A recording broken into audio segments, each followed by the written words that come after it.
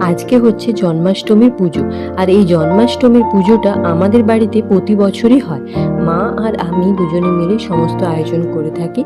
তো আজকে হচ্ছে যে জন্মাষ্টমী, তোমরা নিশ্চয়ই জানো যে গোপালের আজকে জন্মদিন।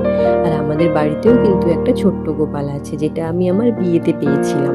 তো তার জন্যই সমস্ত কিছু আয়োজনও করেছি। আর হ্যাঁ, জন্মদিন বলে কথা, পায়েস তো করতেই হবে, তাই না? তার সাথেও কিন্তু কেকও দেওয়া হয়েছিল। তো সেটা সকালে দিয়ে দেওয়া হয়েছিল। আর সকালে সাজে গোপালকে একরকম সাজিয়েছিলাম, আর তারপর সন্ধেবেলাতে তো দেখো, আর গরম গরম ফুলুরি হয়ে গেছে, তার সাথে লুচিও ভাজা হচ্ছে। সন্ধেবেলাতে যেহেতু পুজোটা ছিল, মানে সারাদিনই যেহেতু অষ্টমী তিথি ছিল, তাই আমরা সন্ধেতেই পুজোটা করেছিলাম। তো সন্ধেবেলায় সমস্ত আয়োজন হয়ে গেছে, ভোগ প্রসাদ রান্না, তার সাথে আমাদের আইকেও একটু সাজিয়ে দিয়েছিলাম ও পুজোতে বসবে বলে।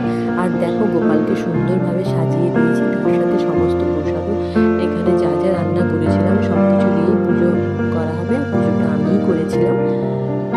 তো পুজো আসছে ভালোভাবে কমপ্লিট